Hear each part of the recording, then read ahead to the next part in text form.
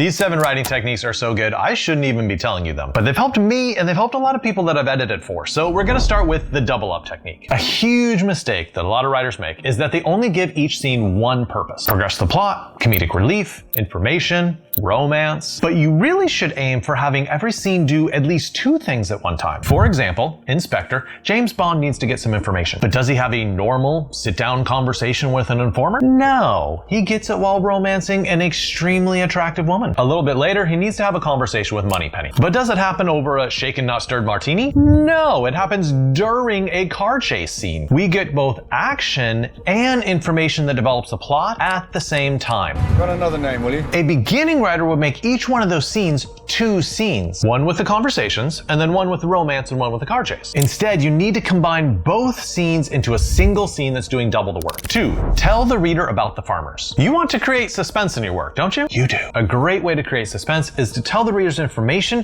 that makes them nervous. For example, in The Fantastic Mr. Fox, Roald Dahl takes an entire page to tell the reader about how Mr. Fox crawls out of his hole one night. This would be very, very boring, except the reader knows one thing. 3 farmers named Bogus, Bunce, and Bean are waiting to ambush him. Rifles at the ready. It's super boring if we don't know about the farmers. It's just a really, really slow scene. But since we're anticipating the gunfight at any moment, it turns it into a really suspenseful scene. Make sure readers can anticipate the conflict that's about to happen in your book. Tell them about the farmers. 3, no half measures. This is a really great writing lesson from Breaking Bad. When you need to have a character tell another character something, you could just have them say it. But sometimes that's not the best way to do it. In Breaking Bad, there's a scene where Mike needs to tell Walter no half measures. But instead of saying that, he tells this whole story. When he was a beat cop, he kept on getting calls to a guy beating his wife. The 10th time it happened, Mike took him out of town, stuck a gun in his mouth and said, "Listen, you do this again and you're gonna get it." He thought that warning would have been enough, but in hindsight, he wishes he would have gone the whole way and killed him. A week later, that husband killed his wife. But 2 weeks later, he killed her. And then Mike says the point of the whole story. I chose a half measure while I should have gone the whole way. I chose a half measure when I should have gone all the way.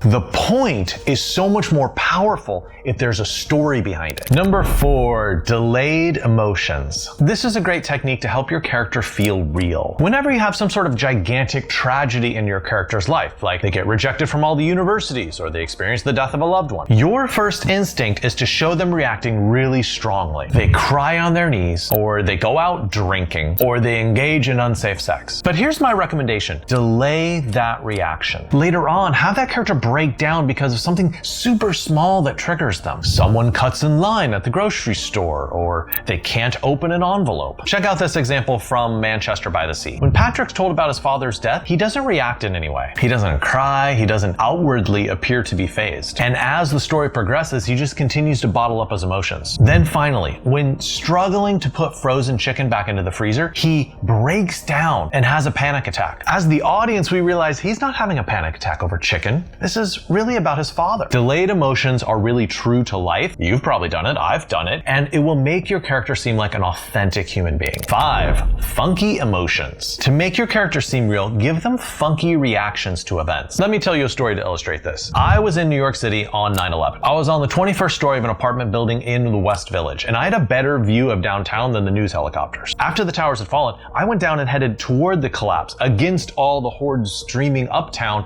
They were all covered in white like mimes. I was hoping I could help, but when I got there, the dust was so thick I couldn't even breathe, and so I ended up fleeing like everyone else. But there's another part of that story that I never tell anyone. Right after the towers fell, I went to New York University, where I was studying at the time, and I went to the weight room, and I did a ton of sets of bench press. Why? Why would I do that? After one of the greatest tragedies on American soil, why did I do that? I don't know. Maybe I wanted to feel strong in the face of a tragedy that made me feel weak. Maybe weight rooms had always been a place of comfort for me. Maybe it was just a place to hide from the craziness that was happening outside. But look, I hope that makes my point that you want your character to have very strange reactions to events. For example, someone who is nonchalant when Pearl Harbor happens, someone who is upbeat when a tsunami happens, someone who is stoic when a huge earthquake happens. This type of unorthodox reaction will separate your character from all the other characters out there who would react in very predictable and expected ways. Tragic events help you expose your character for who they truly truly are. 6. The gold coin writing technique. There was this author called Don Fry, and he kept on being frustrated because his readers would abandon his books right in the middle. So he came up with the gold coin writing technique. His strategy was to periodically place gold coins throughout his book to keep the reader hooked. Think about it. As long as you're rewarding the reader periodically, they're gonna keep reading your book. So what is a gold coin in a story? Well, there are plot coins, a surprise or a twist, an introduction of a powerful object, or maybe a cliffhanger. And there are also character coins, a cameo by a character from earlier in the book or series, an introduction of a new character who's funny or weird, the discovery of new information about one of your characters. As a writer, your goal is to deliver these dopamine hits of pleasure periodically throughout the novel and never let a big gap happen between those hits. If you deliver enough and space out those gold coins,